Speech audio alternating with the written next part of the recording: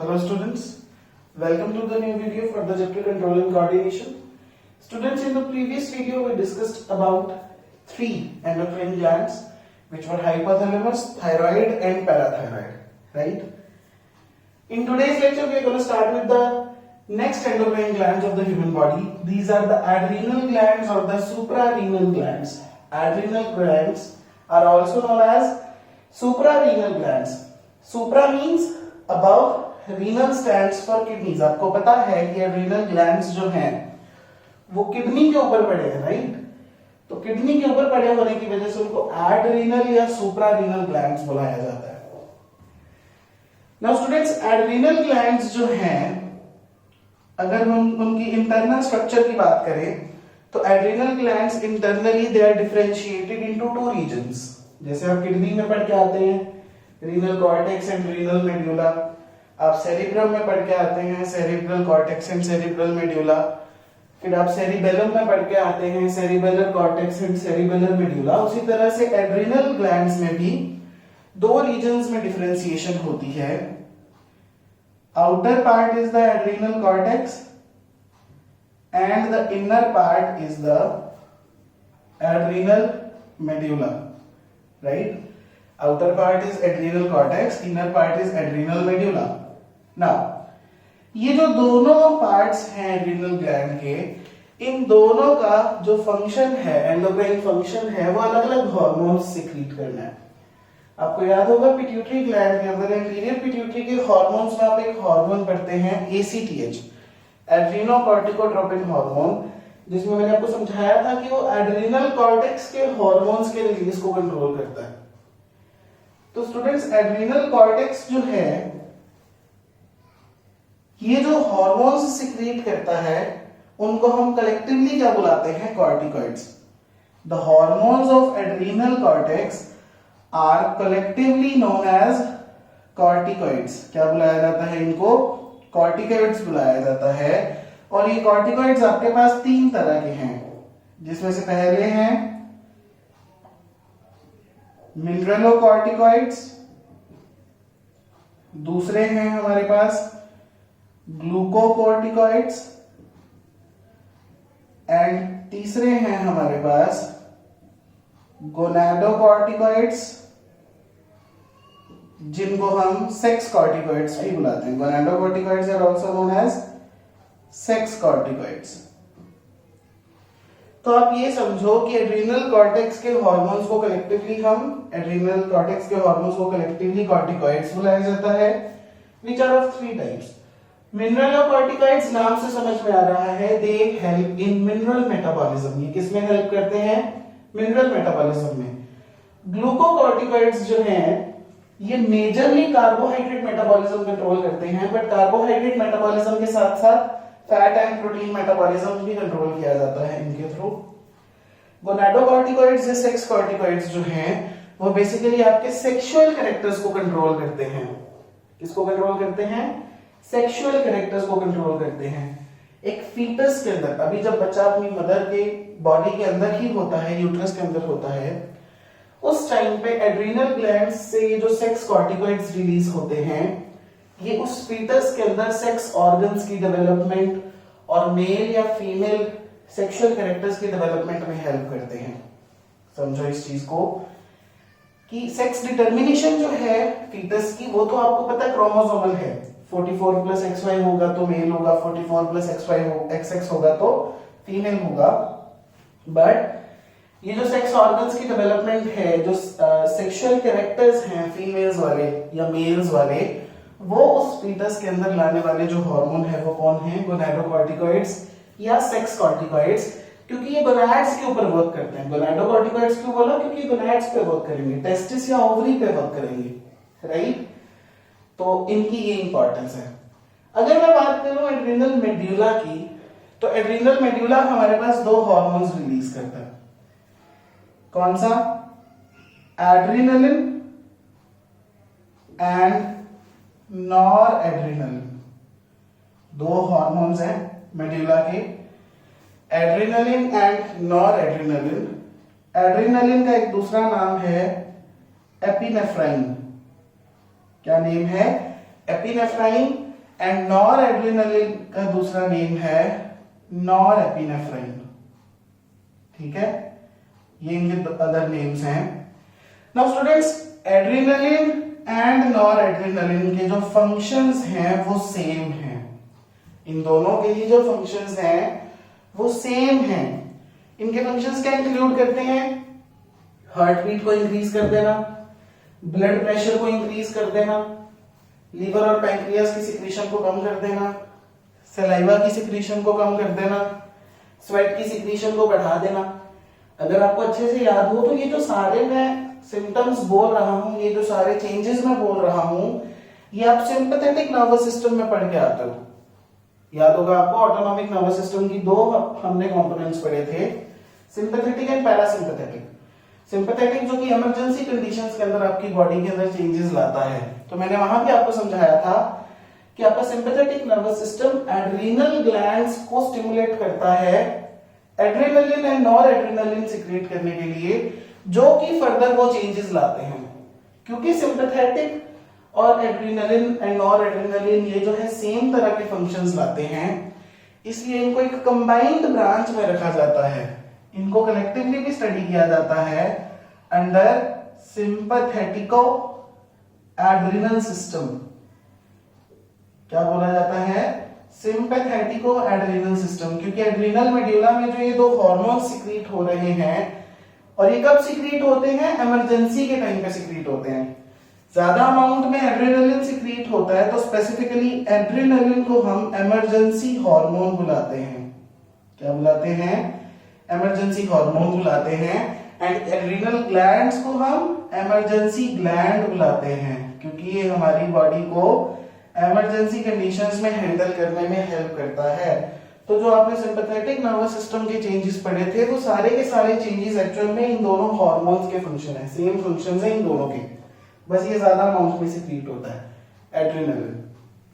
ठीक है, तो कई बार वो F3 प्रिंसिपल की बात आ जाती है कि एड्रिनल ग्लैंड्स जो हैं हमें F3 के प्रिंसिपल के अकॉर्डिंग जो है रेगुलेट करते हैं। तो F3 stands for fear, fight and flight, right. तो इन चीजों इमरजेंसी कंडीशंस में बेसिकली जो आपकी बॉडी को कंट्रोल किया जाता है वो किनके थ्रू किया जाता है? इमरजेंसी हार्मोन के थ्रू। और इमरजेंसी हार्मोन आपका एड्रेनालिन है, जो कि सिक्रीट कौन कर रहा है? Adrenal gland.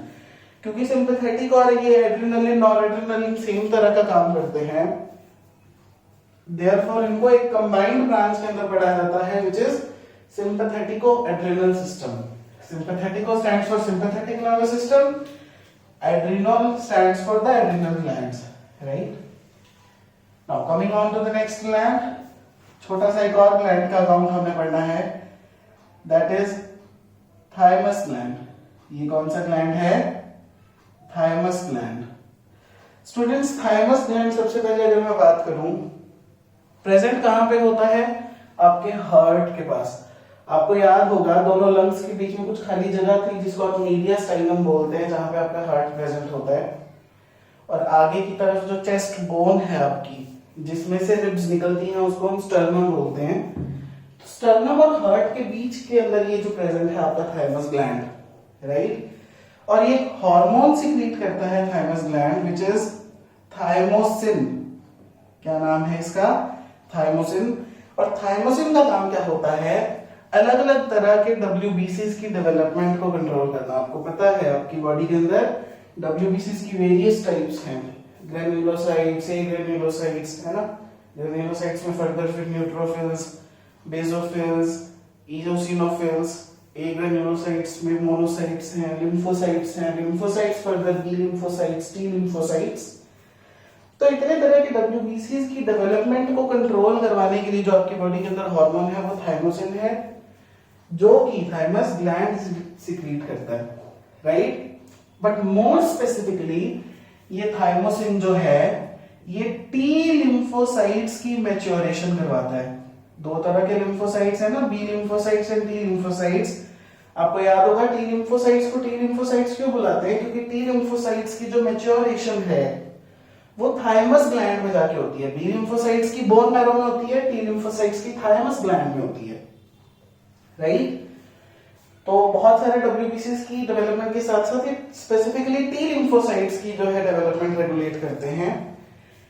क्योंकि ये आपकी WBCs की डेवलपमेंट को रेगुलेट कर रहे हैं तो बेसिकली ये आपकी इम्यूनिटी का एक बहुत इंपॉर्टेंट हिस्सा है। आपकी WBCs के बिना आपकी इम्यूनिटी जीरो है, राइट? तो क्योंकि ये आपकी इम्यूनिटी को कंट्रोल करते हैं, therefore thymus gland is also known as throne of immunity. Which gland is known as throne of immunity? Thymus gland. Throne क्या होता है? राज सिंहासन। तो जहां पे सारा कंट्रोल हो रहा है इम्यूनिटी, जहां से वो कौन है? Thymus gland. क्योंकि वो WBCs की मैच्योरेशन नहीं करवाएगा, डेवलपमेंट नहीं करवाएगा, तो इम्यूनिटी हमारी किसी काम की नहीं है, right? Coming on to the next gland. Next gland जो हम अपने अकाउंट में लेने जा रहे हैं वो है हमारे पास पेंक्रियाज। तो pancreas you already know it is a heterocrine gland और मिक्स्ड ग्लैंड। इसके both exocrine and endocrine part हैं। तो जो पेंक्रियाज का एंडोक्राइन पार्ट है, पेंक्रियाज का एंडोक्राइन पार्ट जो है उसको बोला जाता है आइलेट्स ऑफ लैंगरहैंस। क्या बोला जाता है उसको? Islets of Langerhans. The endocrine part of pancreas is known as islets of Langerhans. Langerhans was the scientist who discovered it. So, islets of Langerhans is the endocrine part of pancreas which releases main two hormones. ये क्या करता है? Main दो hormones release करता है। First one is glucagon and the second one is insulin. एक glucagon है, दूसरा इंसुलिन है, और ये दोनों ही एक दूसरे के एंटागोनिस्टिक हैं। ग्लूकागॉन और इंसुलिन का जो फंक्शन है एक दूसरे के जस्ट ऑपोजिट है। Just for your information, glucagon को आइलेट्स ऑफ लैंगरहैंस के अंदर भी कौन से सेल्स सिक्रीट करते हैं? आइलेट्स ऑफ लैंगरहैंस के अंदर प्रेजेंट होते हैं अल्फा सेल्स जो ग्लूकागॉन सिक्रीट करते हैं, एंड आइलेट्स ऑफ लैंगरहैंस में ही प्रेजेंट होते हैं बीटा सेल्स जो कि इंसुलिन सिक्रीट करते हैं। तो कई बार कॉम्पिटिटिव एग्जाम्स में क्वेश्चन आ जाता है insulin is secreted from which cells of islets of Langerhans? तो beta cells of islets of Langerhans, ठीक है? तो अब अगर इसकी मैं बात करूं ग्लूकागॉन और इंसुलिन की, मैंने अभी आपको बताया इन दोनों का ही जो काम है वो एंटागोनिस्टिक है एक दूसरे के, राइट? दो हार्मोन्स है, दोनों ही एक दूसरे के उल्टा काम करते हैं। काम कैसे करते हैं उसके बारे में बात करते हैं। इन दोनों की सिक्रीशन जो है वो किस चीज के ऊपर लेवल डिपेंड करती है? आपके ब्लड शुगर लेवल के ऊपर।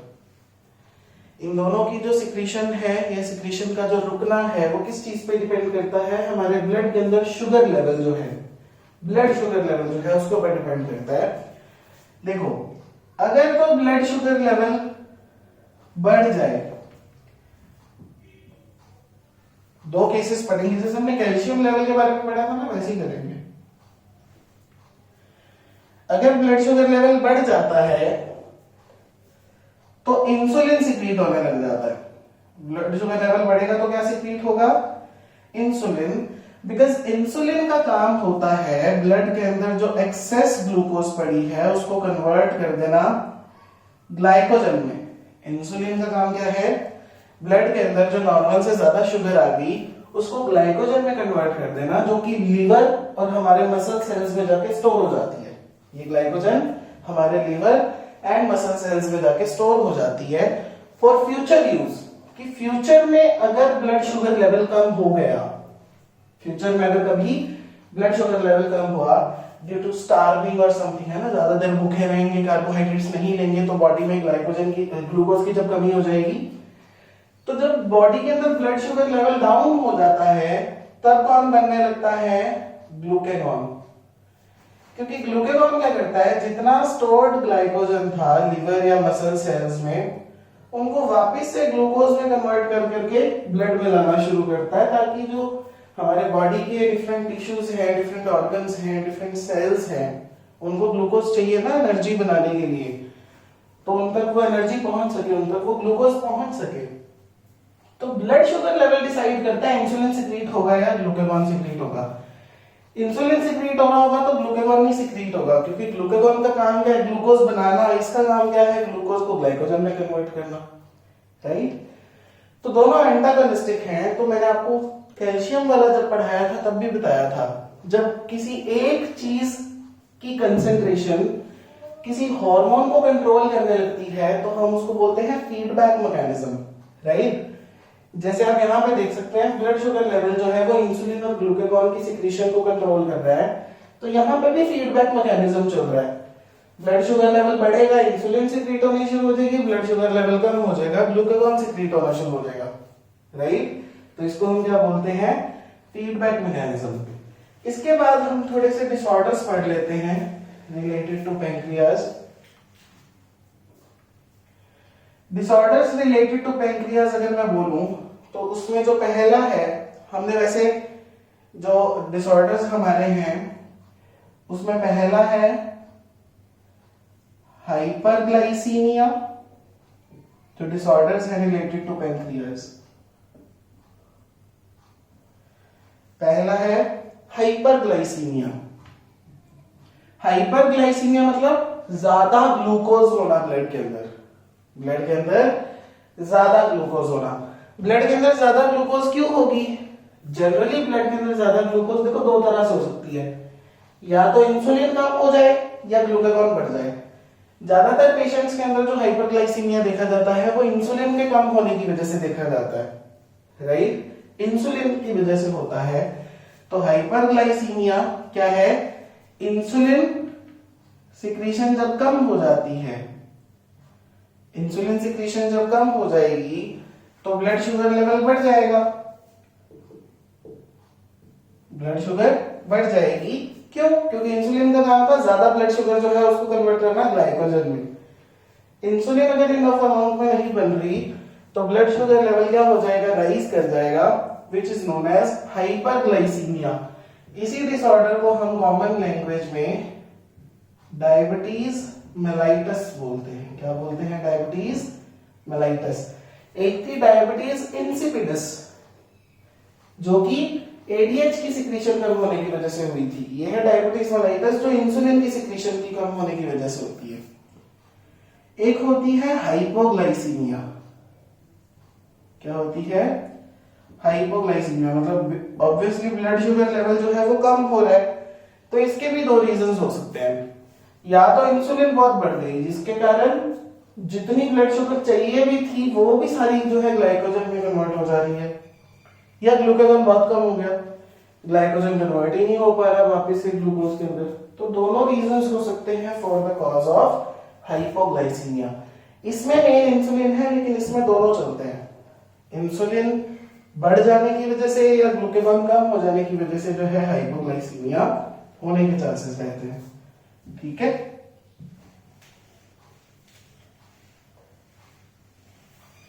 ये था पैंक्रियास के बारे में।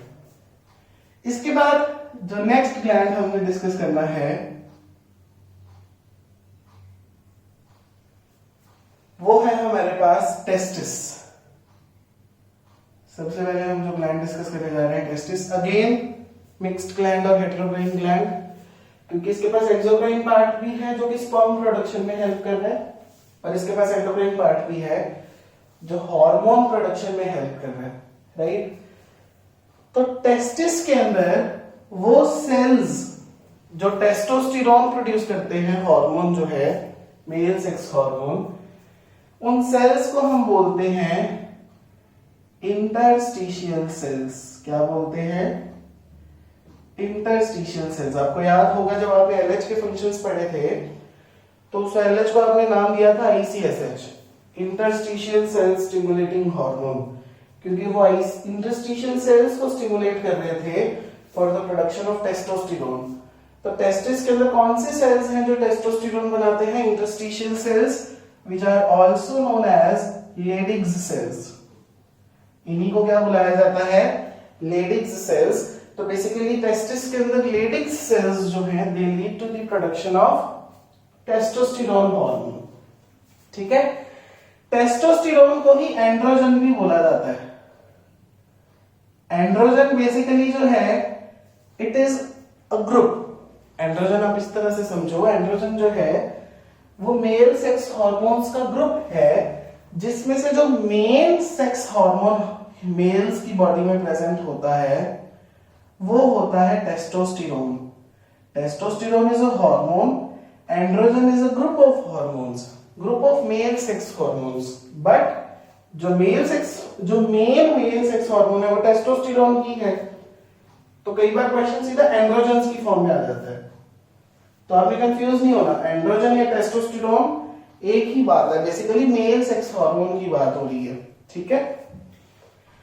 तो टेस्टोस्टेरोन के अगर मैं फंक्शंस की बात करूं तो बहुत सारे फंक्शन हैं, जिसमें से पहला फंक्शन है स्पर्म प्रोडक्शन को कंट्रोल करना। पहला फंक्शन क्या है? स्पर्मेटोजेनेसिस या स्पर्म प्रोडक्शन में हेल्प करना। दूसरा अगर मैं बात करूं फंक्शन, तो जितने भी मेल सेकेंडरी सेक्सुअल कैरेक्टर्स हैं, आप सेकेंडरी सेक्सुअल कैरेक्टर्स के बारे में पढ़ के आते हैं।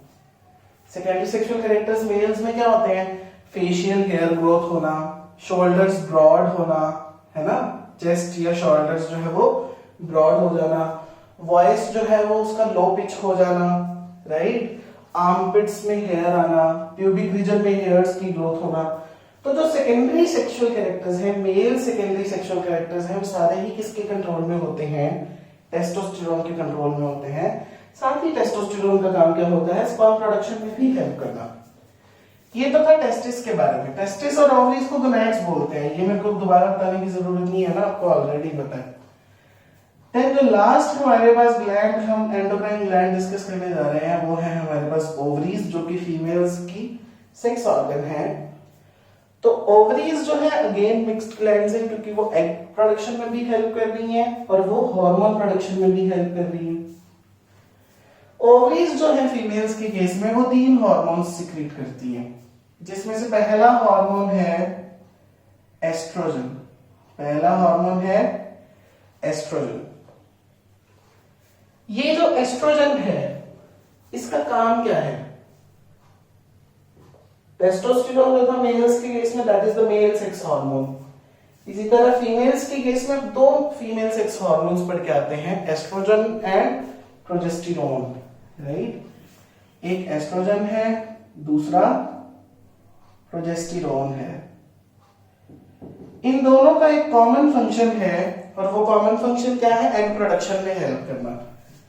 ये भी एग प्रोडक्शन में हेल्प करता है हार्मोन, ये भी एग प्रोडक्शन में हेल्प करता है।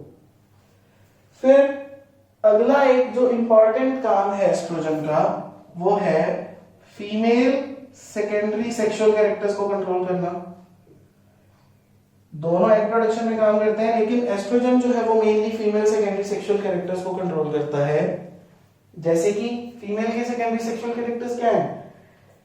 ब्रेस्ट्स की डेवलपमेंट होना, पेल्विक रीजन जो हिप रीजन होता है बॉडी का उसका ब्रॉड होना, वॉइस का हाई पिच हो जाना, राइट। वहां भी उनके केस में भी आर्मपिट्स के अंदर हेयर ग्रोथ होना, प्यूबिक रीजन में हेयर ग्रोथ होना, है ना। ये सारे सेकेंडरी सेक्सुअल कैरेक्टर्स को कौन कंट्रोल करता है फीमेल्स में? एस्ट्रोजन कंट्रोल करता है। इसी के साथ एस्ट्रोजन का एक काम होता है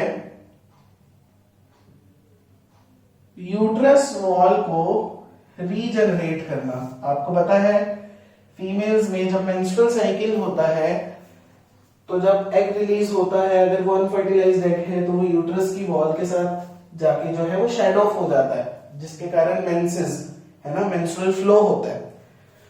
तो जब मेंस्ट्रुअल फ्लो हो गया तो उसके बाद उस यूट्रस की वॉल ने अपने आप को रीजनरेट करना है, वापस से ग्रो करना है, अगले एग के लिए प्रिपेयर करना है। यूट्रस की वॉल जो है वो रीजनरेट होती है to receive the next egg, क्योंकि अगले महीने नेक्स्ट मंथ एक नया एग आना है। उसको रिसीव करने के लिए यूट्रस की वॉल को रीजनरेट होना पड़ता है, और वो रीजनरेशन जो है यूट्रस की वॉल की वो कौन करवाता है? एस्ट्रोजन करवाता है। बट वो जो वॉल रीजनरेट हो रही है उसको होल्ड करके रखने वाला, उसको मेंटेन करने वाला कौन है? उसको मेंटेन करने वाला, रीजनरेट करवाने वाला है एस्ट्रोजन। बट यूट्रस वॉल को जो मेंटेन करके रखे, उसकी थिकनेस को जो मेंटेन करके रखे, वो कौन है? प्रोजेस्टेरोन। तो मेनली प्रोजेस्टेरोन का क्या काम है? यूट्रस की थिकनेस को मेंटेन करके रखना। तो आप ये समझो, जब एग अनफर्टिलाइज्ड एग आता है तो वो क्या करता है, यूट्रस की वॉल के साथ शेड ऑफ होता है, राइट। वो क्या करता है, यूट्रस की वॉल के साथ शेड ऑफ हो जाता है। बट उतनी देर तक वो जो वॉल थी उसको होल्ड करके कौन रख रहा था, प्रोजेस्टेरोन रख रहा था। क्या रख रहा था, कौन रख रहा था, प्रोजेस्टेरोन। ठीक है, तो उसका काम है रिजनरेट करवाना, प्रोजेस्टेरोन का काम है उसकी थिकनेस को मेंटेन करवा के रखना। ठीक है, ये तो बात होगी एस्ट्रोजन प्रोजेस्टेरोन की। इसके अलावा एक और हार्मोन जो है रिलीज होता है ओवरीज से, which is relaxin. Relaxin hormone release होता है प्रेगनेंसी के टाइम पे। प्रेगनेंसी में भी कब, जब लेबर पेन शुरू होती है, जब बेबी की डिलीवरी होने वाली होती है, तब ओवरीज जो है वो रिलैक्सिन हार्मोन सिक्रीट करती हैं। रिलैक्सिन नाम से समझ में आ रहा है ये रिलैक्स करवाएगा, लेकिन किसको रिलैक्स करवाता है, ये हिप रीजन की बोन्स को रिलैक्स करवाता है। बेसिकली बोन्स जो है वो आपस में जुड़ी हुई है वाया लिगामेंट्स। आपको पता है बोन टू बोन कनेक्शन जो है वो किसके थ्रू होता है, लिगामेंट्स के थ्रू होता है। तो ये लिगामेंट्स को रिलैक्स करवा देती है ताकि बोन्स जो है उनके बीच में गैप आ जाए, क्योंकि जब बेबी की डिलीवरी होनी है वजाइना के थ्रू, जब बेबी ने बाहर आना है तो उसको स्पेस चाहिए। तो हिप रीजन की जो बोन्स हैं, लिगामेंट्स को रिलैक्स करवा दिया जाता है ताकि बोन्स जो है वो दूर दूर हो जाए, बेबी की जो डिलीवरी है वो इजी हो जाए। तो रिलैक्सिन हार्मोन का ये काम होता है, इसीलिए इसका नाम से समझ में आ जाता है इसका फंक्शन कि किसी चीज को रिलैक्स करवाएगा। ये प्यूबिक रीजन क्या होता है, हिप रीजन, वहां की बोन्स के जो लिगामेंट्स हैं उनको लूज करवाता है ताकि बेबी की जो डिलीवरी है वो इजीली कैरी आउट की जा सके। ठीक है, तो स्टूडेंट्स ये थे हमारे पास अबाउट 10 एंडोक्राइन ग्लैंड्स जो कि आपके सिलेबस के लिए इंपॉर्टेंट है। ठीक है, इसके साथ आपका जो एंडोक्राइन सिस्टम भी है ह्यूमंस का वो कंप्लीट हो जाता है। इसके बाद जो बचता है कंट्रोल एंड कोऑर्डिनेशन के अंदर वो है प्लांट कंट्रोल एंड कोऑर्डिनेशन, जिसमें हमें प्लांट मूवमेंट्स के बारे में डिस्कस करना है और साथ ही फाइटो हार्मोन्स यानी प्लांट्स के अंदर जो हार्मोन्स होते हैं उनके बारे में डिस्कस करना है। तो in the upcoming lectures we will take up that part. Thank you very much for watching.